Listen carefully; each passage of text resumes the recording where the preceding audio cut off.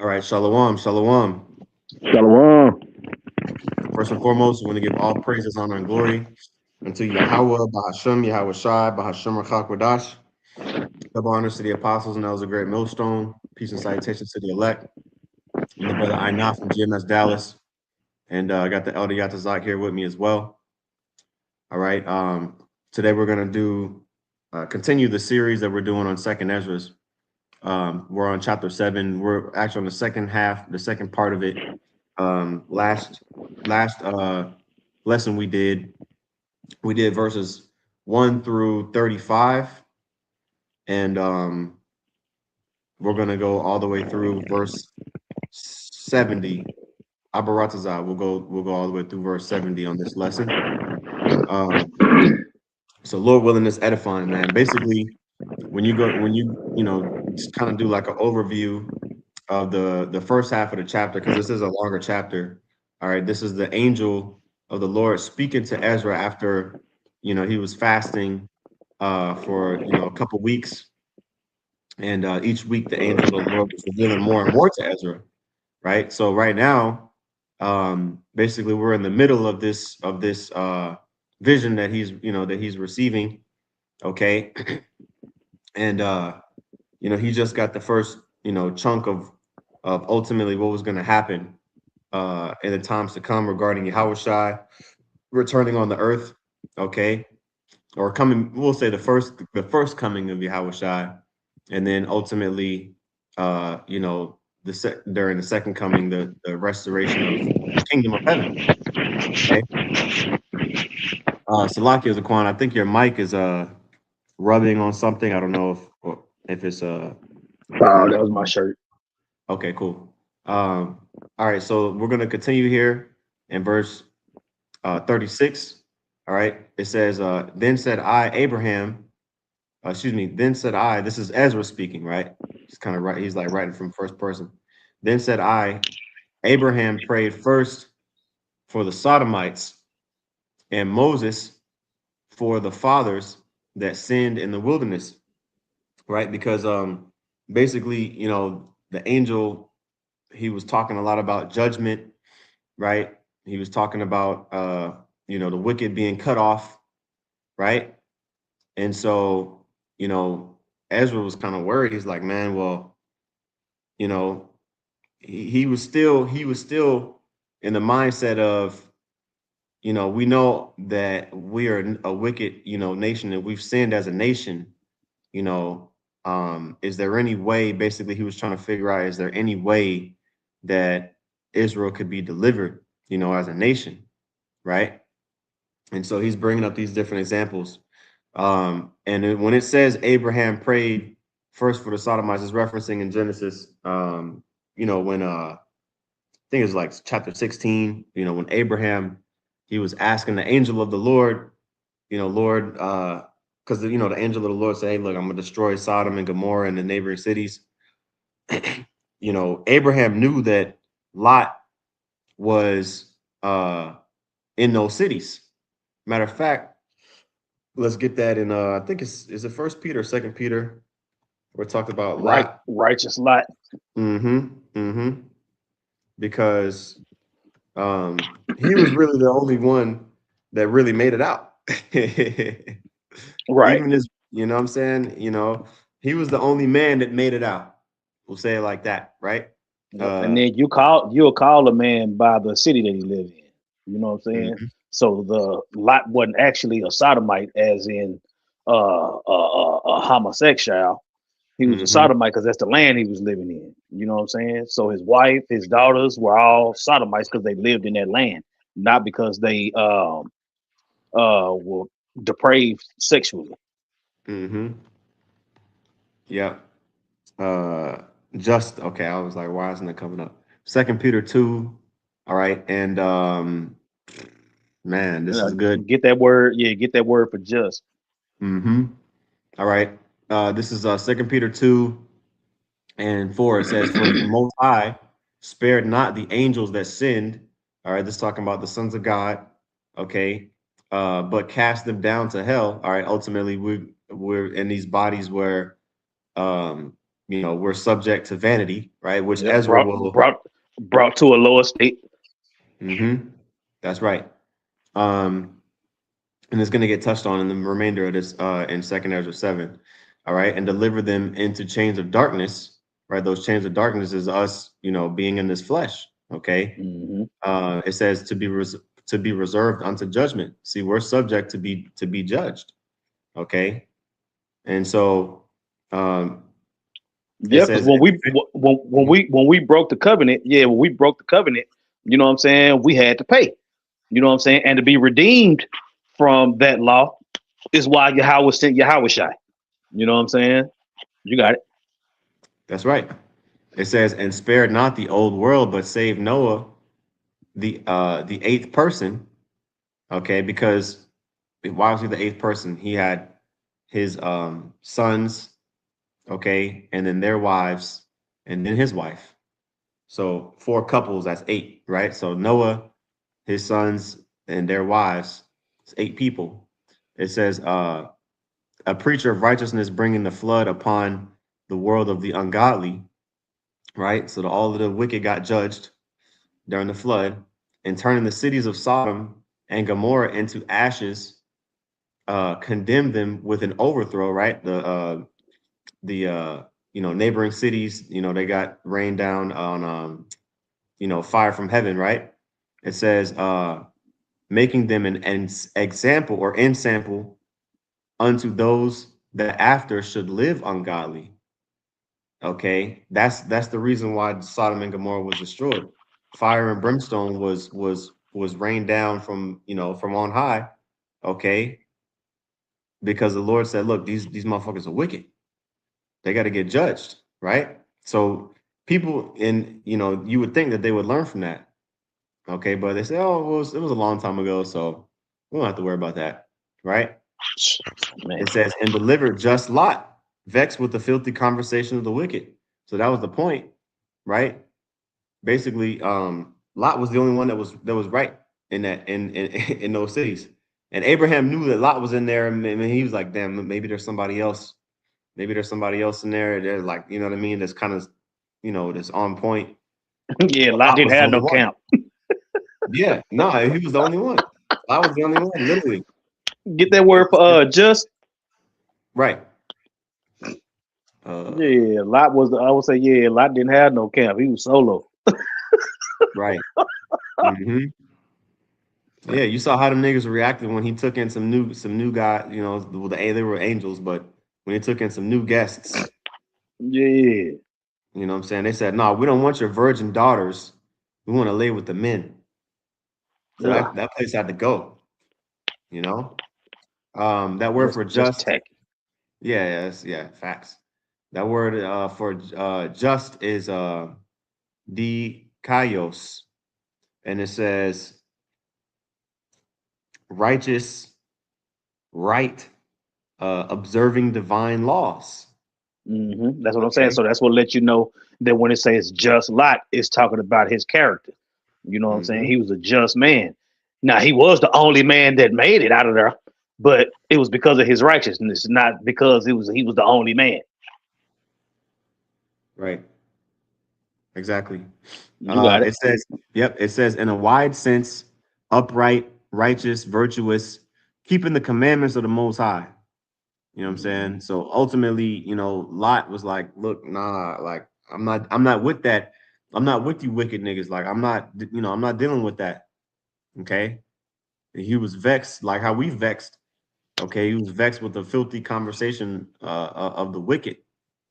Okay. The way that they lived their lives was like repulsive, you know, talking about the Sodom and Gomorrah, right? So that's what it says when it says he prayed for the Sodom. He didn't pray for the wicked demons in Sodom. He said, peradventure, there may be one or two, like, 50 righteous men. He started at 50, then he went down to 45, 40, Mhm. peradventure, right? That's what he's praying, who he's praying for, right? And then to give some more examples, back in Second Ezra 7, verse 37. All right, this says Jesus again, which this is another example that we use because we normally go to the one in Acts 7 with Stephen, he uses he brings up Joshua, but it says Jesus in there. I can't remember what verse it is, but you know what I mean, right? That example, Mm-hmm. Stephen was going into the history, and it That's says Jesus. It's Acts Acts chapter 7. 7. Yeah, it's Acts chapter Yeah. 7. I don't know which verse, but it's in there. And this is another example of that. Okay. Because this was translated into English from the Latin and the Greek. Okay. And the Hebrew too, where it was available, but most of the manuscripts that were widely copied at the time, was translated from Latin and Greek, right? So it's gonna have that transliterated name in there, but we know that this is talking about Joshua in the Old Testament, right?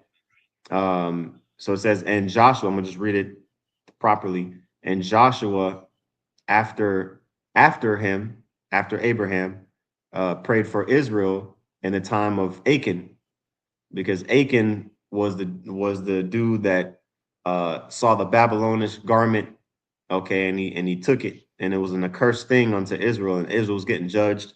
That whole deal in the book of Joshua. Lord, Joshua prayed. What I'm saying, he prayed to the Lord like for Israel during that time.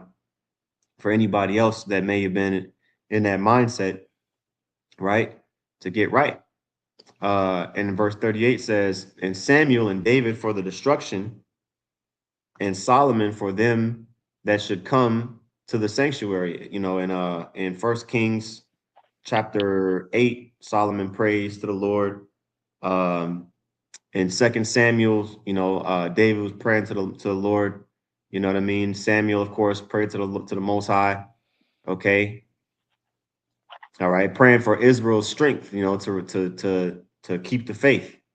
Okay, and it says, and now this one here, it says Elias, but this is talking about Elijah the prophet. Okay, uh, verse 39, and Elijah or Elias for those that received rain, and for the dead that he might live, because Elijah raised an individual from the dead, and he also during the time of who was looking it up, what was it at? In I think it was First Kings 17, right? Mm-hmm. First Kings, First Kings 17, right? The Lord told Elijah um to pray, that there be no water, right? According to the word of the Lord.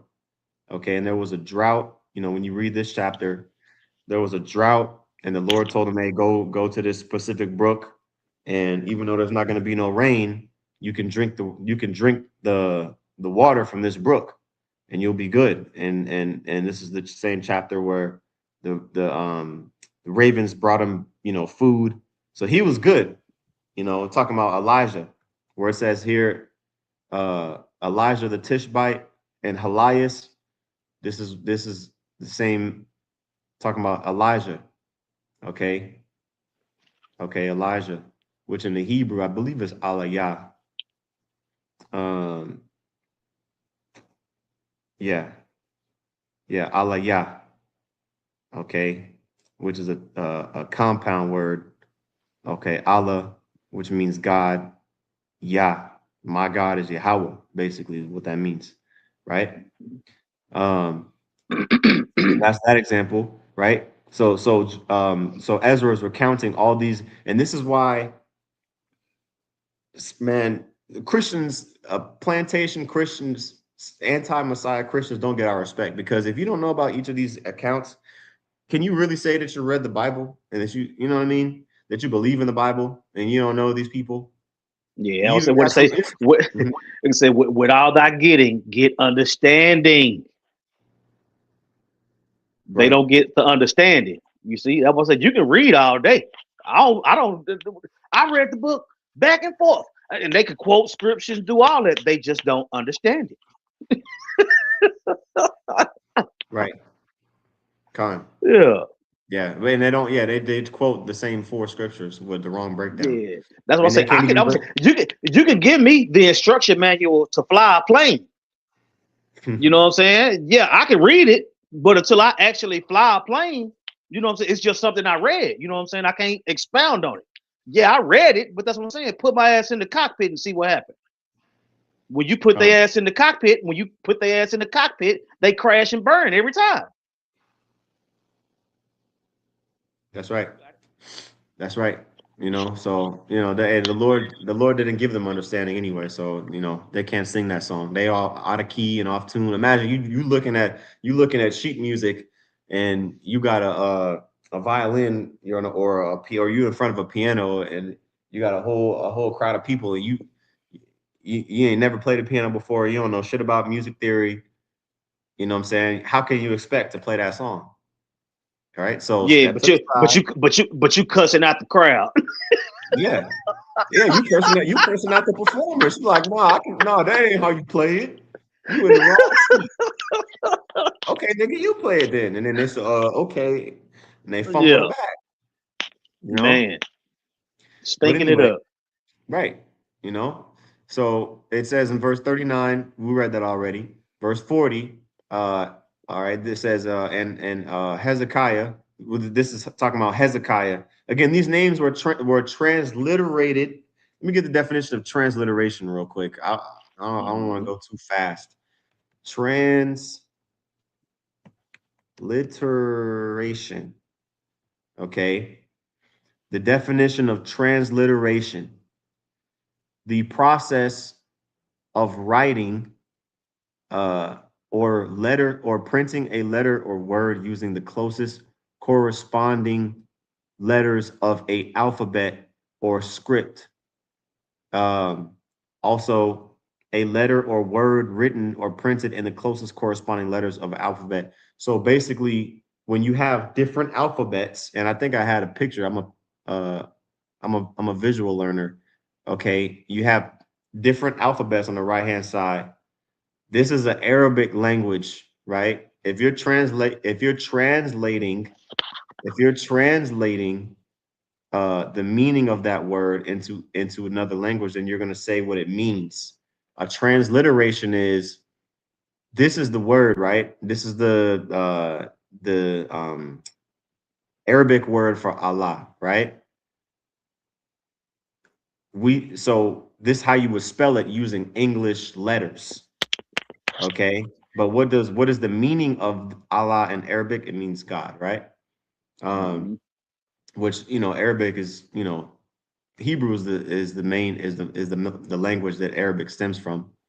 Majority of the words are similar, but that's the difference between transliteration. So whenever you read in these words, you're like, damn, why is it spelled like this? Like, because basically it was translated from Greek, then from Greek to Latin.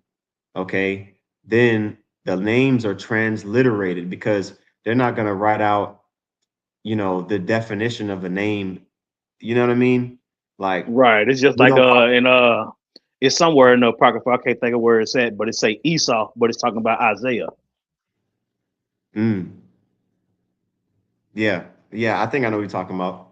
Yeah, Yeah. Isaiah is Esau in the apocrypha.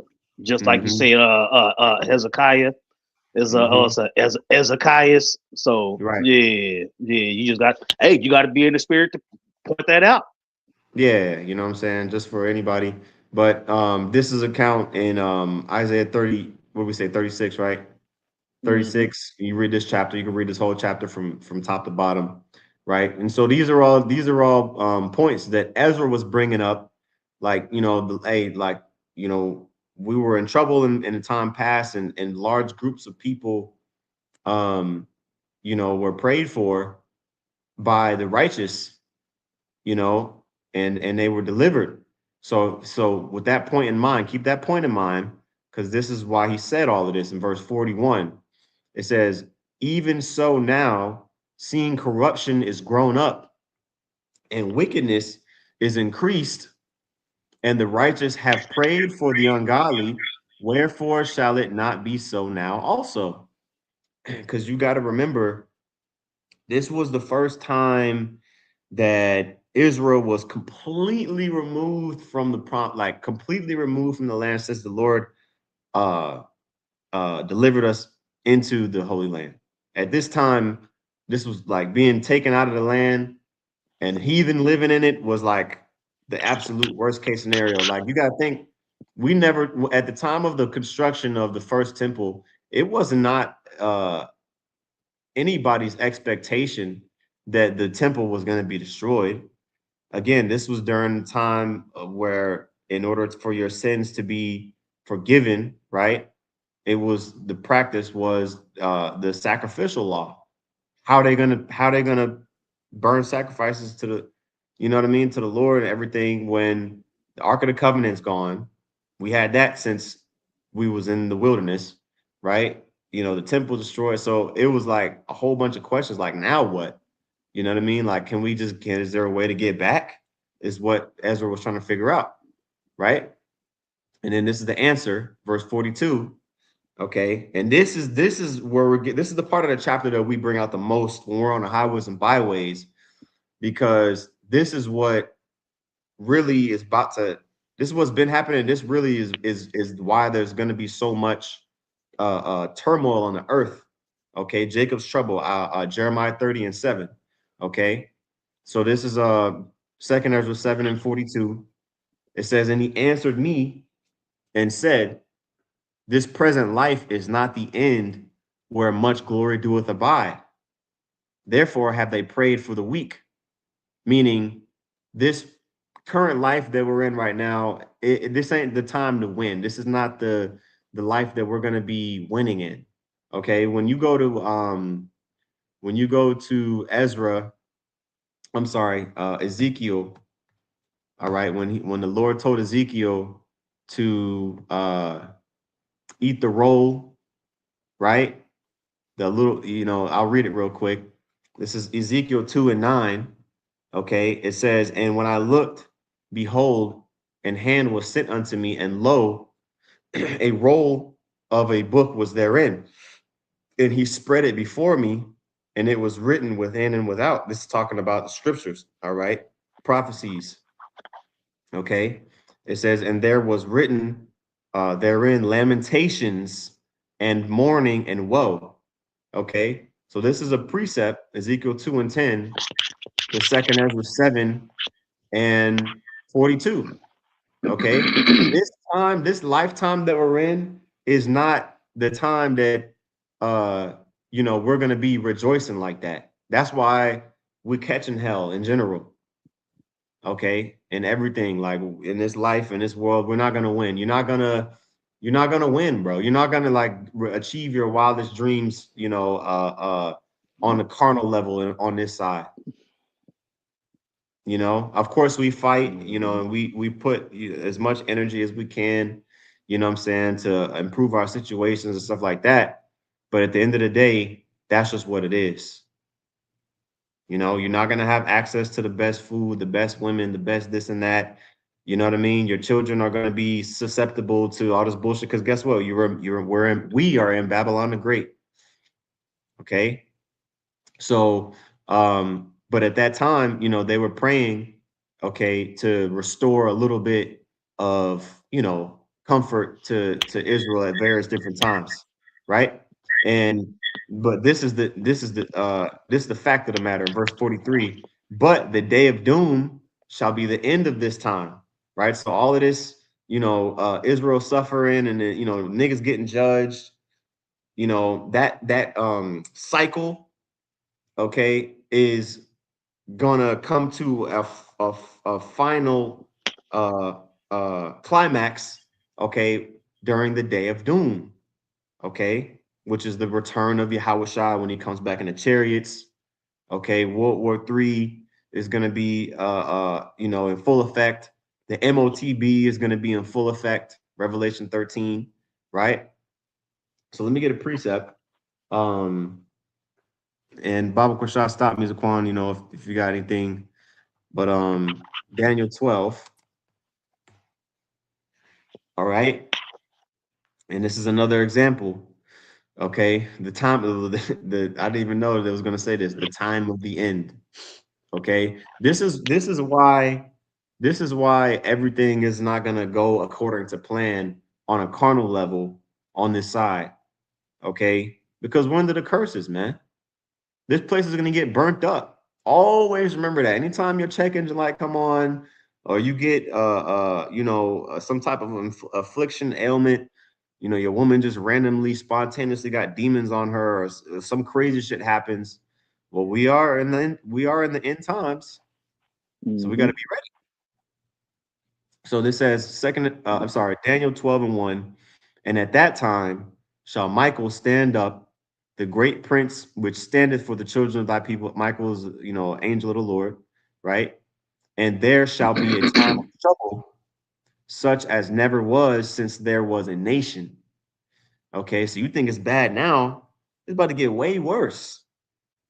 That's what I'm saying, bro. Look at how Jake's selling out, and we ain't even got to the bad part yet. You know what I'm saying?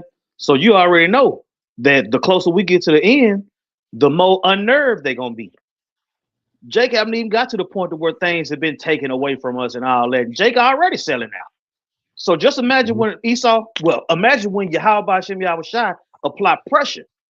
You see, just like that in Luke 21 and 25, we get that all the time. I would say the Lord is gonna put you in a position to where you can only choose him or Esau.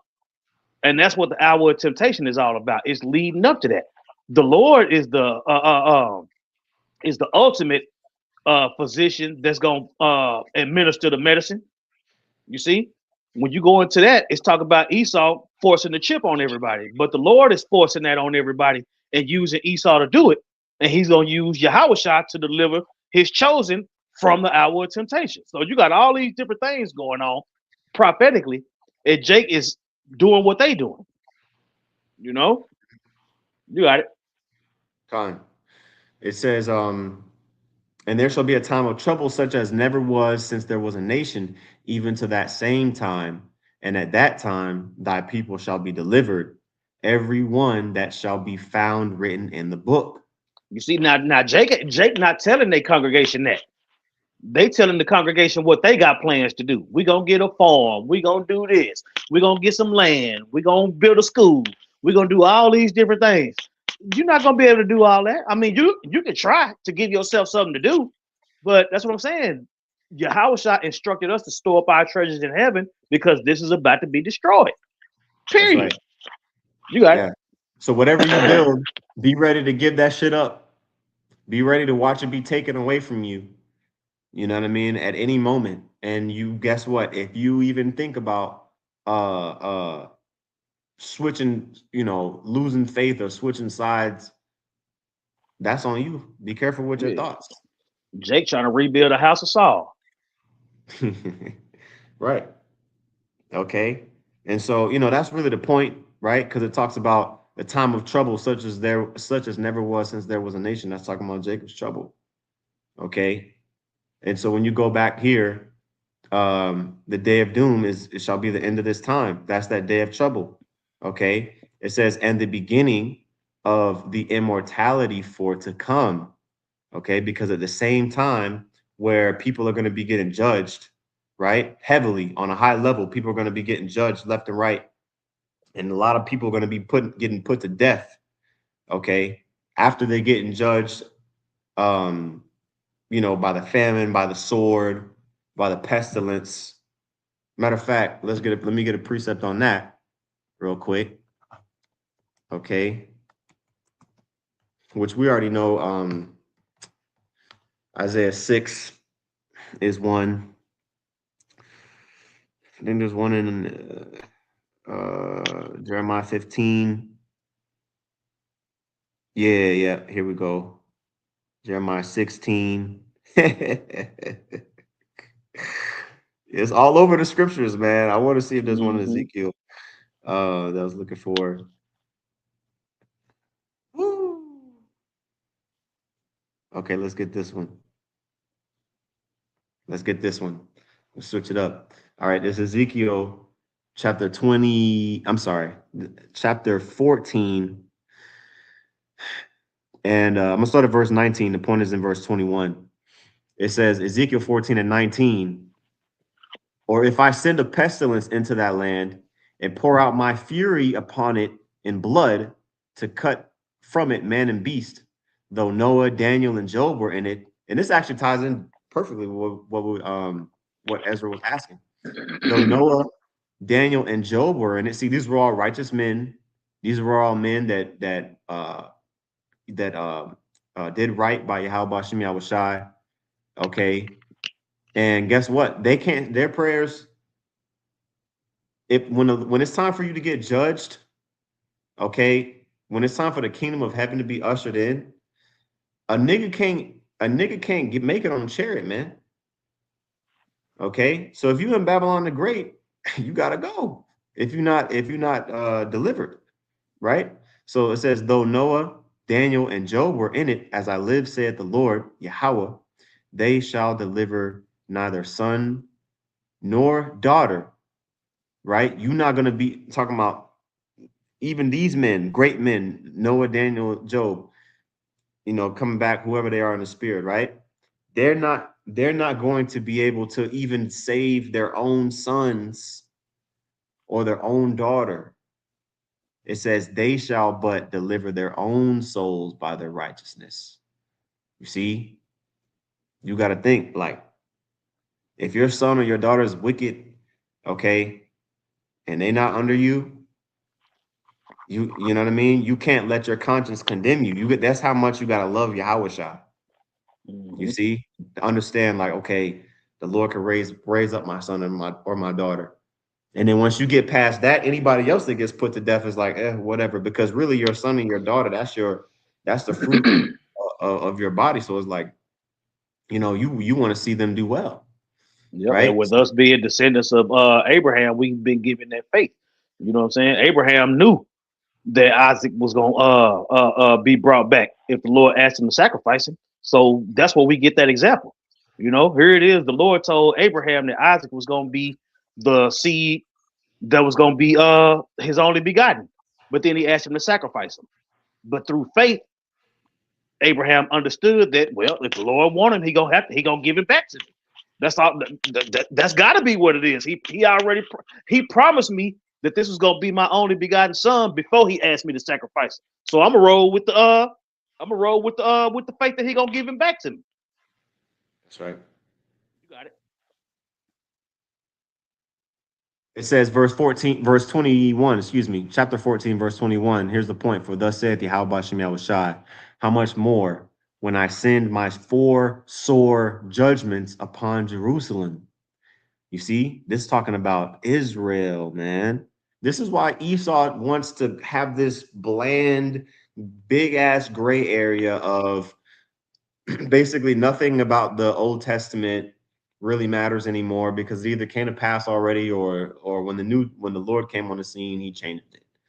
This is why they don't want so-called Negroes, Latinos, and Native Americans to identify themselves with the nation of Israel. Okay, so that way, ultimately, when the judgment does come, you're gonna be caught off guard. Okay, the sword and the famine and the noisome beast and the pestilence to cut off from it man and beast. You see that? And this happened already, man. Like, and it's gonna happen again, of course. This happened already in the past. Okay, we were taken out of our land. So you think the Lord can't do this again, right? So going back here, that was the point, the day of doom, right? And then it says, the day of doom shall be the end of this time, verse 43, back in 2nd Ezra 7, and the beginning of the immortality for it to come, wherein corruption is past. Okay. Intemperance, and the corruption is these corruptible flesh bodies. Okay, these mortal bodies that die, okay, that are subject to sin, subject to transgression of the law. We're going to get new bodies pursuant to Ezekiel 36. All right. It says intemperance is at an end, and also Jeremiah 32, I believe. Intemperance is at an end. Infidelity which is faithlessness, because fidel means faith, right? Mhm. So infidelity is cut off. All right, faithlessness, righteousness is grown, and truth is sprung up. Okay, so it was already declared 2,500 years ago that these things are going to be cut off: faithlessness, intemperance, right, wickedness, and the truth is gonna reign.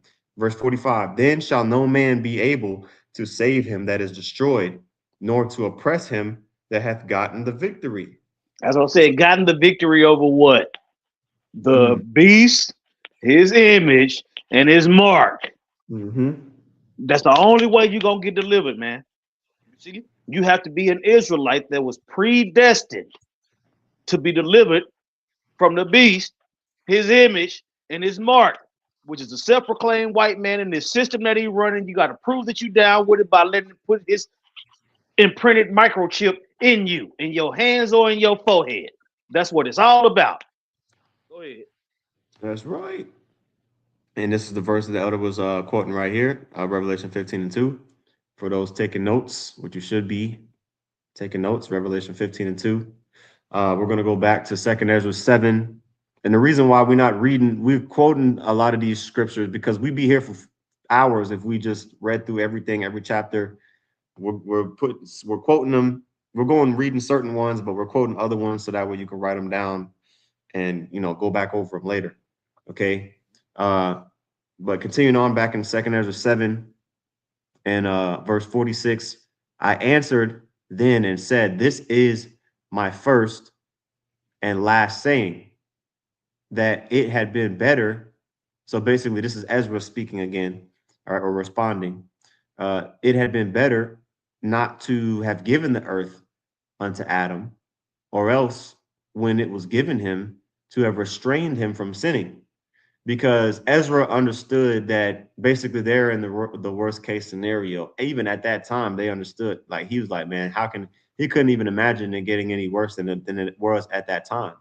But look at it now, it's even worse, right? But even back then, he understood, well, damn, really this started from, Adam and Eve in the garden, and the transgression and the fall of Adam ultimately led to all of this madness in the earth, right? So he was like trying to figure out, like, man, don't you think it would have been better if Adam didn't have dominion over the earth, if it was some other way? Okay, but this is the Lord's movie. This goes back to predestination. Okay, and basically Ezra was kind of probing around to kind of understand the movie, because he was, at that time, he was still, I mean, we're in the movie too, but you get what I mean, like, we're at the end of the movie. So he was looking at it from the middle part. It was like, man, like, how we gonna come out of this, right? Well, now we know how, right? It says in verse 47, for what profit is it for men now in this present time to live in heaviness, and after death to look for punishment, right? Because he knew that, obviously, you come back, in the next life, you know what I mean? And if if all of these things that were just said, um, you know, um, the day of doom and all these different things was going to come to pass, right? And much glory is not going to abide in this time. Well, when is it going to come? How is it going to come in? Like, why are we going through all of this, right? What's the point, right? And this is your favorite verse, verse 48. Make sure everything's still good. Okay. Verse 48, it says, O thou Adam, what hast thou done? For though it was thou that sinned, thou art not fallen alone, but we all that come of thee. Man, that's what I'm saying. And having that thought process. Yeah, having that thought process. When you ask Adam, man, why did you do that? What did you do? Through the spirit, you're gonna appreciate Yahweh even more because he didn't fall. You Right. know, it makes you appreciate Yahweh that much more when you see how Adam fell, when you see how Solomon fell, because both of them were given the kingdom. all the work was already done, and they were just placed there to rule. But Yahushua fought for it. You see, that's why his kingdom is gonna last forever. You got it. Right. This is First Corinthians 15 and 20. But now, see, this was something that Ezra did not have at that time. He didn't have the detail of how things was going to play out, right? But now we know how things came to be, to where we have, we have hope, right, in being redeemed with Yahweh Shemiah Shai. All right, this is First Corinthians 15 and 20. But now is Mashiach risen from the dead and become the first fruits of them that slept, meaning the first fruits, meaning he's the first one that is going to be resurrected and transformed and be perfected with a new body. Because Yahweh Shai is never going to die again. When he got resurrected, he wasn't resurrected into a normal body. He was resurrected. He was resurrected with that new body. Okay, he got that new body when he was resurrected. Okay, it wasn't I want like to say mhm. in that chapter in the NLT, it goes into that new body not being able to die. You know what I'm saying? And Mm, he was the first one to get it. You that's got it. right. It says verse 21, for since by man came death, that specific man was Adam. Mm-hmm. Okay, by man came also the resurrection of the dead.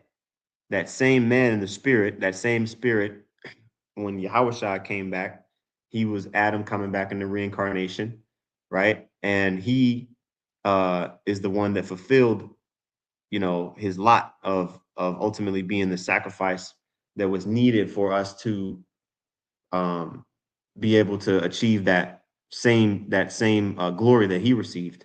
Okay, Mm-hmm. and says, for as, and this is the point in verse 22, for as in Adam all die, even so in Mashiach shall all be made alive. And this is where anti-Messiah Christians try to wiggle their way in and say, look, see, it says all. But did all believe in Yahushai? Nope. See, it's easier to be born of somebody. It's easier to exist, because if you exist, you're a seed of Adam, right? Because the line came through Noah. Well, Adam was, yeah, the line came through Noah. So Noah and his sons were the only ones that made it after the flood. So if you exist on this earth, you are a child of Adam, essentially, right? Like lineage wise. But you got to be a follower and a believer in Yahweh Shai to be made alive. So you got to believe in Yahweh Shai. Everybody ain't going to fall into that category. Yeah, I want to say Okay. Noah had brothers. Mm-hmm. It tell you all the men of the it tell you all the men of the Lord had brothers. Mm-hmm. Abraham had brothers. Isaac had a brother. You know what I'm Yep.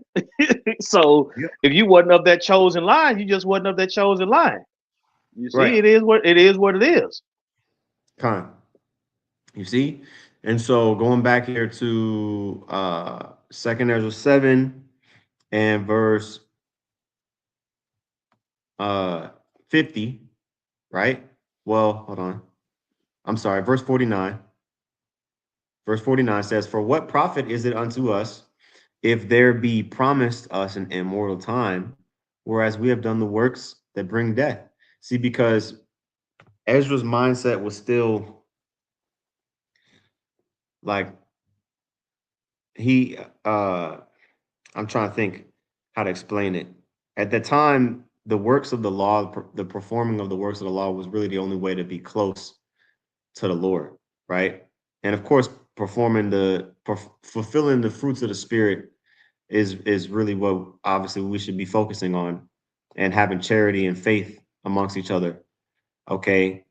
Um, but at that time, Yahushua hadn't come back yet. So the understanding of being righteous was pretty much keeping the law, right?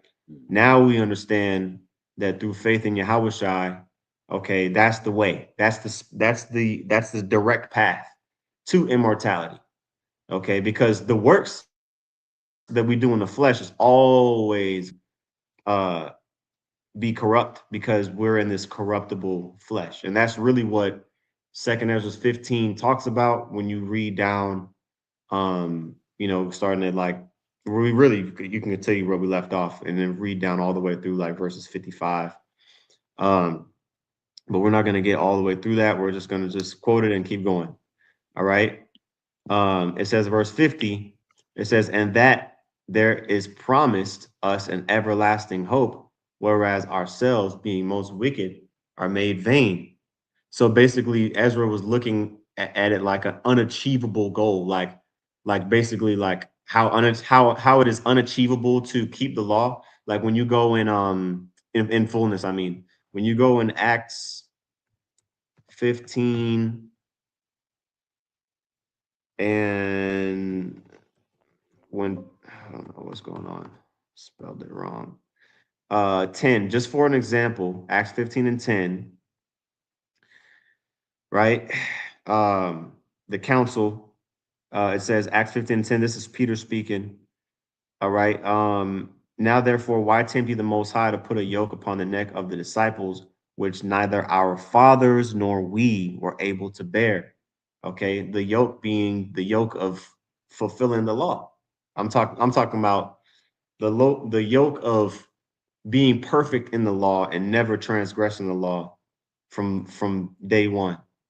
Okay, and you can't really do that. And specifically here, it was a debate about circumcision. If you don't get circumcised, then you're not going to be able to enter into the kingdom. But really, in general, like our fathers were not able to bear the yoke of the law. Okay. And that's why, in verse 11, it says, but we believe that through the grace of the Lord is Yahweh Shai, the grace of the Lord, Yahweh Shai Mashiach, we shall be saved. Right. So through the grace of Yahweh Bashem Yahweh Shai and the faith that we have in him, that's the way. Okay. Not the workings of the law. And the scriptures talk about that all over. Right. And so Ezra was going to continue on this point, but that's the answer. Okay. Now we have that answer. Verse 51, it says, and that there are laid up for us dwellings of health and safety, whereas we have lived wickedly, and that the glory of the Most High is kept to defend them which have led a weary life, whereas we have walked in the most wicked ways of all, and that there should be showed a paradise whose fruit endureth forever, wherein is security and medicine, since we shall not enter into it. See, Ezra he was like, okay, we understand the promises. He understood the promises, like, Deuteronomy 28, the first, 15 verses is cool. You know what I mean? But we never attained to that. And he knew at that point, he's like, look, we've been around. We never gonna obtain to that. We failed the mission. We failed the mission. We had the opportunity and we failed. So now how can we be redeemed? Right? That was his standpoint. He understood that a promise was made of the ability to enter it, but he was like, how can we do it? Look how through we are. Right? And that was his question, right? So verse 54 says, for we have walked in unpleasant places. Verse 55, and that the faces of them which have used abstinence shall shine above the stars. He's still asking the same question. How is this possible, right? How is it that the faces of them which have used abstinence shall shine above the stars, whereas our faces shall be blacker than darkness? Okay. For while we lived and committed iniquity, we considered not that we should begin to suffer for it after death. Woo! See? You see that? So he understood that even after death, you can still get judged. You can still get judged, and you will. Okay. Looking for a precept here. Judgment. Man. So The angel said, man, you're gonna have to fight. That's right. that's all it is. That's what I'm saying. If the Lord is with you, who can be against you? See, we get these the comfort. You see, because Esdras was asking all these questions and he was all fucked up, but everything was explained to him. He just had to wrap his mind around it. Same thing with us. Yeah, same thing with us. You got it. Con.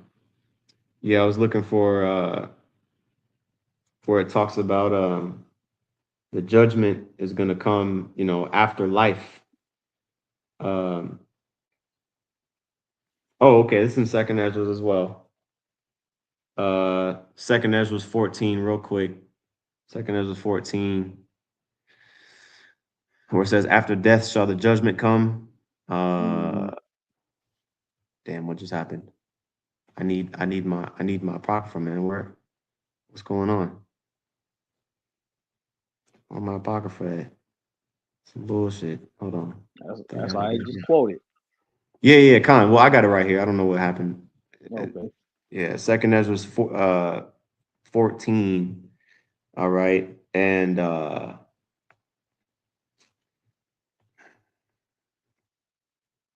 verse 35.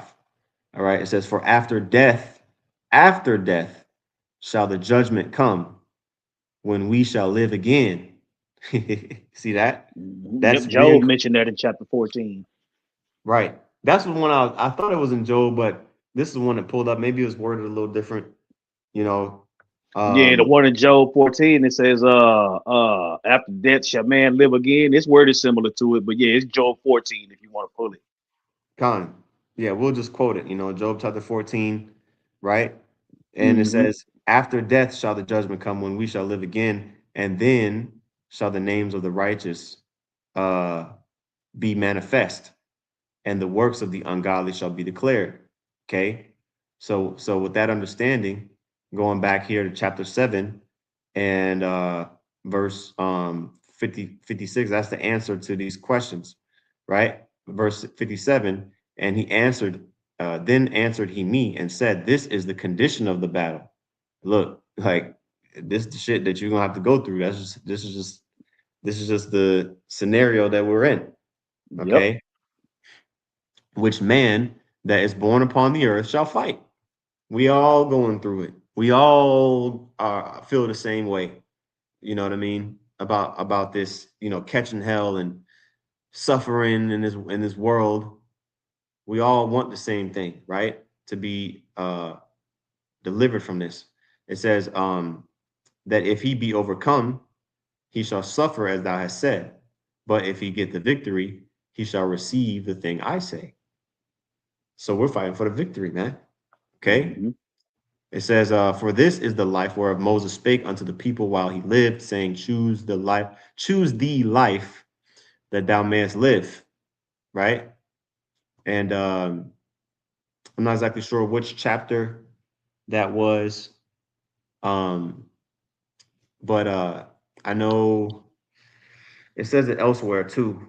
You know what I'm saying? It says in multiple places, choose the most high. And oh, matter of fact, okay, I'll get one real quick.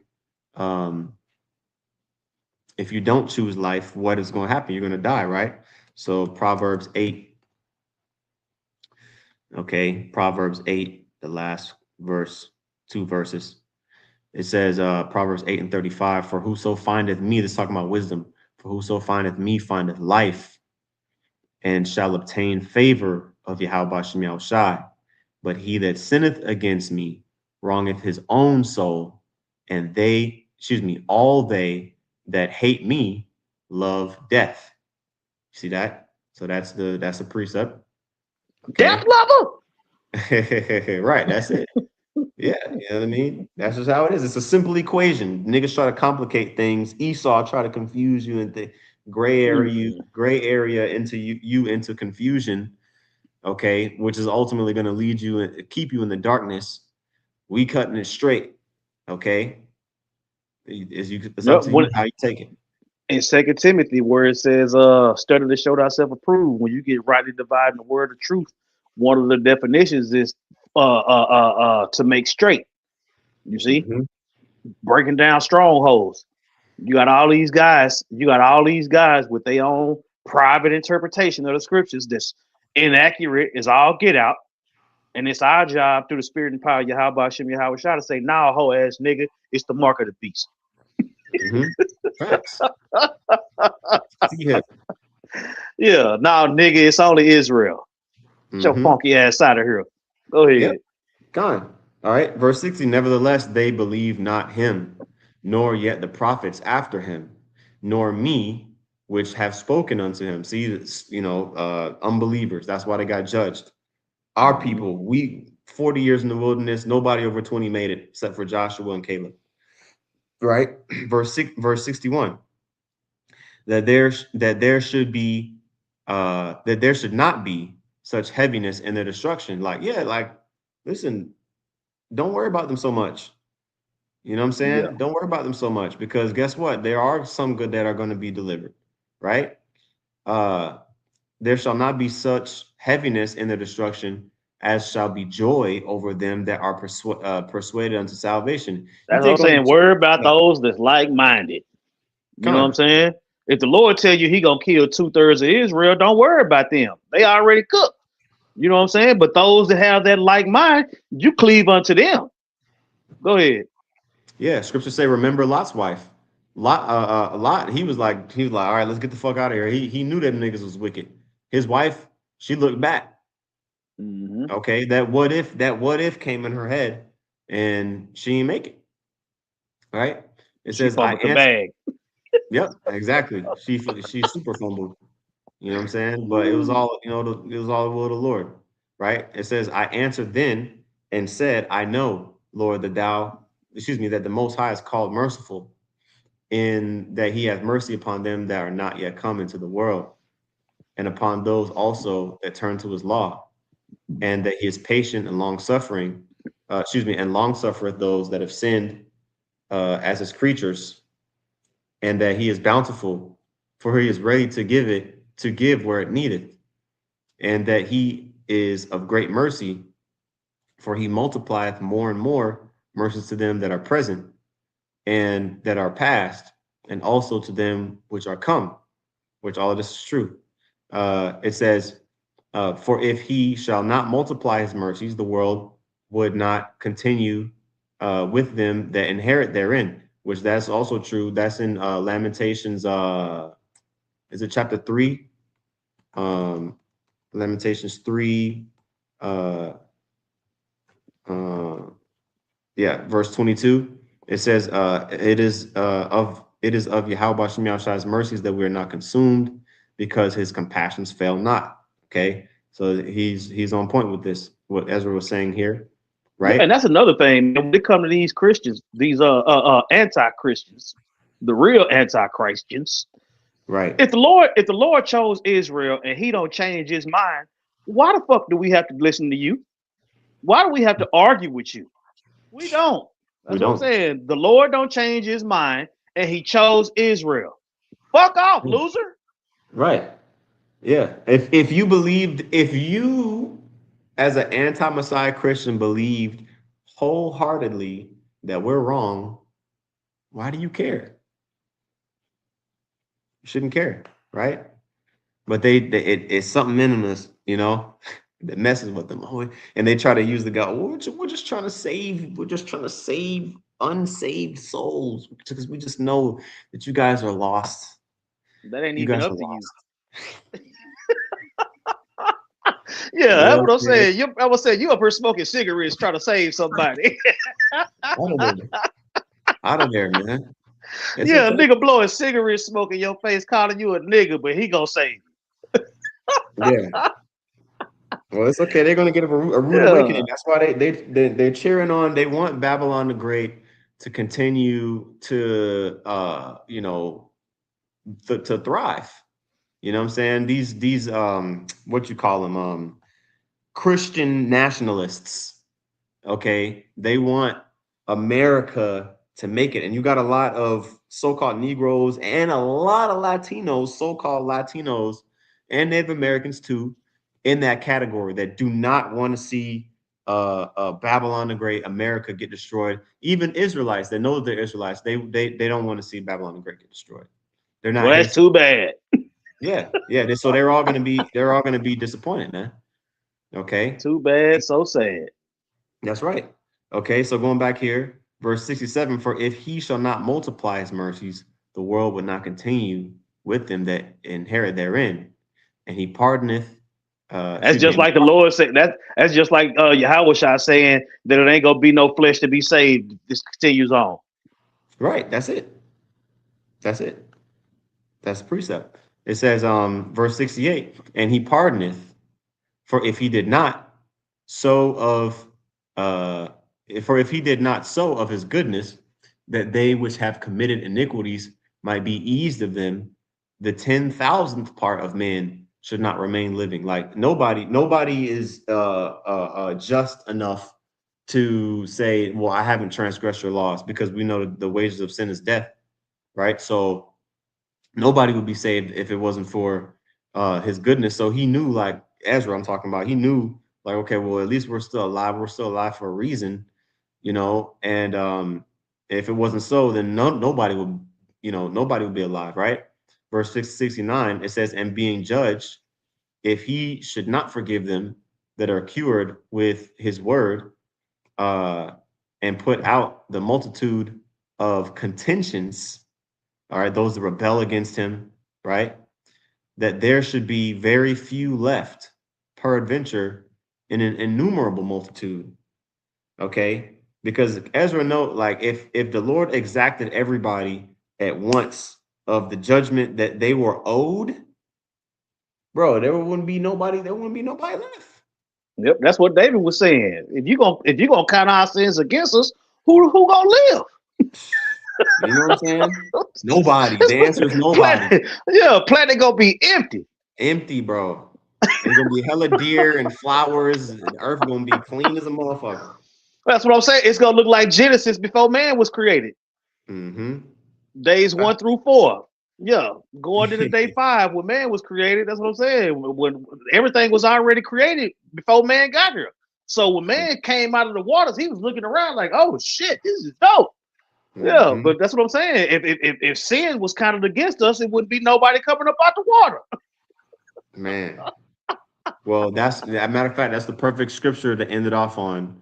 Blessed is Good. he who, what does it say? His sins are not imputed.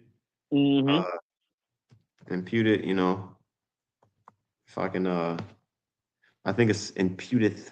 Let's see. Yeah, that's what it Yeah, is. yes, yeah, that's how it's worded. Yeah. It's in, Boy, gosh. this nigga boiled a brisket. Boy, that's the whitest shit I ever seen. Damn. So